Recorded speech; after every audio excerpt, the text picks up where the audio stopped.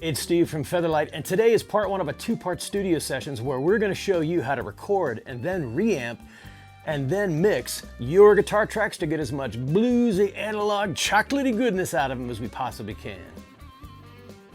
This could be fun.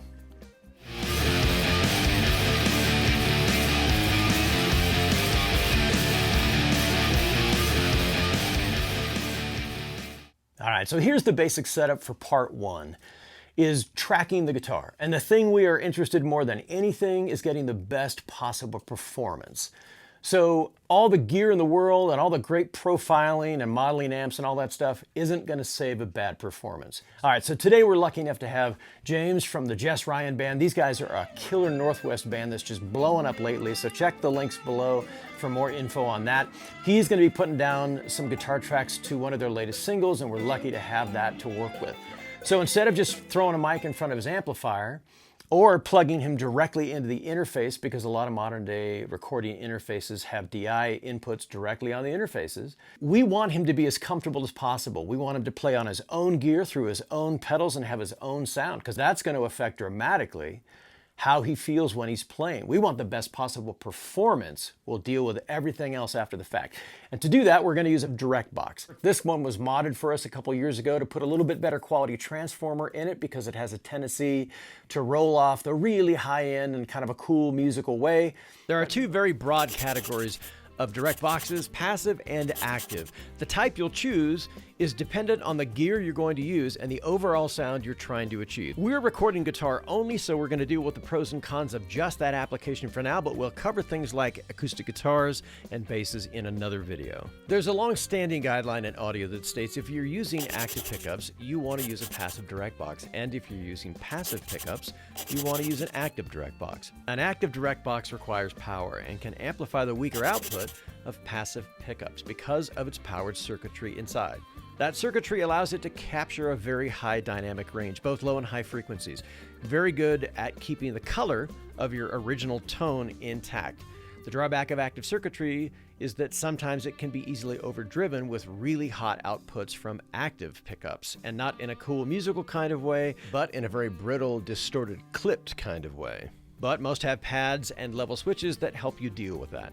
Passive direct boxes don't require power to operate and have transformers inside that can deal with that incredibly hot output from active pickups.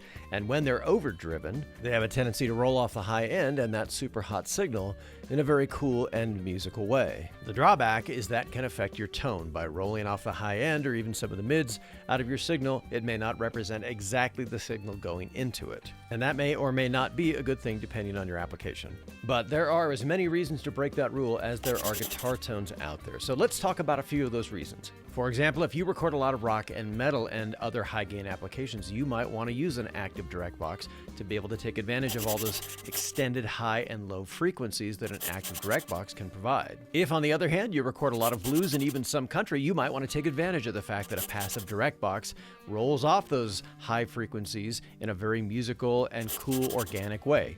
Either choice is up to you and your application, and most all of these boxes include ground lift switch circuitry, which helps isolate you from the recording system. And this is super important because of what's known as hum and buzz. Those single coil and high gain pickups are designed to do one thing, and that is pick up, and they're going to pick up everything around you, including noisy wiring and any appliances that might be close to you, and gear plugged into multiple outlets, as well as lights, especially dimmable lights that don't have resistors built into the rheostats.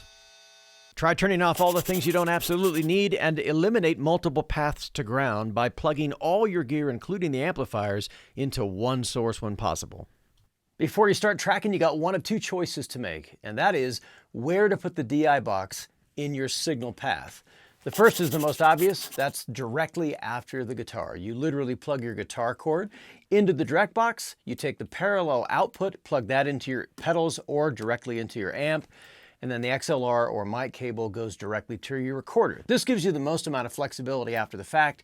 You can reamp in software, you can reamp in hardware, and it's really the most useful if you're recording yourself. But there's a reason you might want to pick the second method, and that is to put the direct box after your pedals, but before the amplifier. So you plug your guitar into your pedals, you plug your pedal output, the last pedal in your chain, into the direct box. And then the parallel output goes directly to the amp, and then the mic cable goes to your recorder. This is actually one of the things we do the most here at the studio. And the reason why is this. You may not always have access to the artist. Maybe it's somebody that you don't work with very often, or maybe they don't live in the same town you do. This keeps as much of their original tonal characteristic intact and allows you to record the output of that to the recorder and then reamp back into an amplifier. It still gives you the ability to reamp later. You can still try all kinds of different amp configurations and room miking and all that stuff. But the original characteristic of their tone, maybe not necessarily the delay and the reverb, because those are pretty easy to do after the fact in post, but things like their choice of compression and their choice of tube screamers or blues drivers or whatever they're using really that makes up the characteristic of their tone is going to be a lot more intact doing it this method. So those two things you got to decide before you track, and they're entirely up to you as to what you want to do when you're done with the track. All right, we've got James all set up and ready to play. We're going to choose configuration number 1, which means we're going to take the split directly after his guitar. So everything feels and sounds exactly the way he wants it to. We got a track folder set up already for him. We're going to title this Guitar Bed James. And we've got 2 tracks inside that folder set up ready to record. One is going to be the amplifier. We're going to use that as a reference later, so we have kind of a concept of what his original reference or idea was.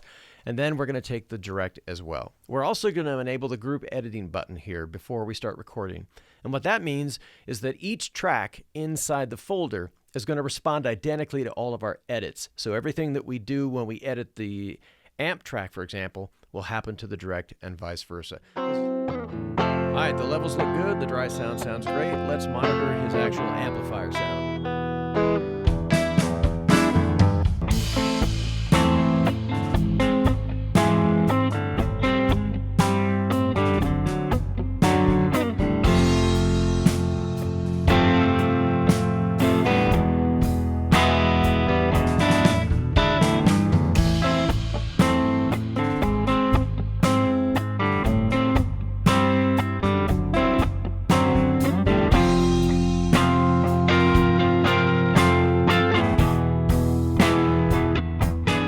Second time through, we've got James all set up and ready to go to record some guitar solo tracks on a different song. And this time we're going to be choosing configuration number 2. So instead of taking the DI box and placing it directly after the guitar, we are going to place it directly after the pedals that we want instead. We are going to be taking it before any of his digital effects. So for example, if he has a delay or he has a reverb pedal or anything like that, we're going to take it in between those setups. So before the digital effects, but after all the tone shaping effects, because the digital effects are the easiest to recreate after the fact, and we can sync those up to tempo after the fact, much easier in Cubase. We've set up a couple of tracks up here for him in the DAW, and we've put them inside a group folder. We're going to call this one Guitar Solo Reamp, and in addition, we're also going to enable, like we did before, the group editing button. We're going to set it up for record.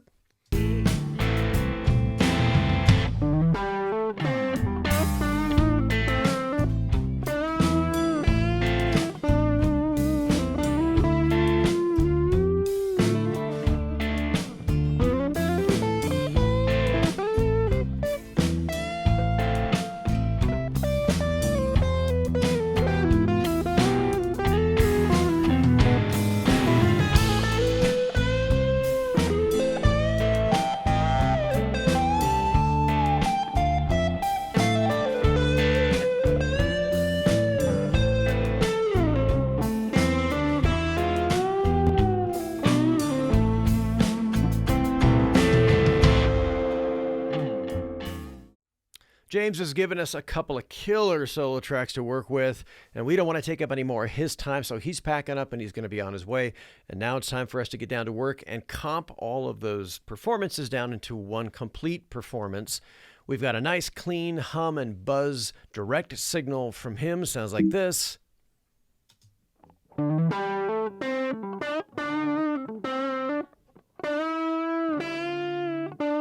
And then we've got his amp sound with his amp reverb to use as a reference. Sounds like this.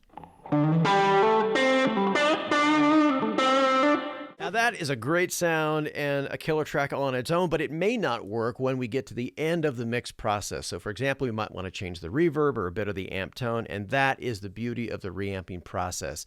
So now it's time to move on to part 2 of this video series, which is reversing this entire process and taking the signal from our DAW and our audio interface and feeding it back into the amplifiers after we have this perfect performance set up and ready to go. And we can play that performance over and over and over again and really spend some time tone sculpting exactly what we want out of this performance. All right, we'll see you guys in the next video.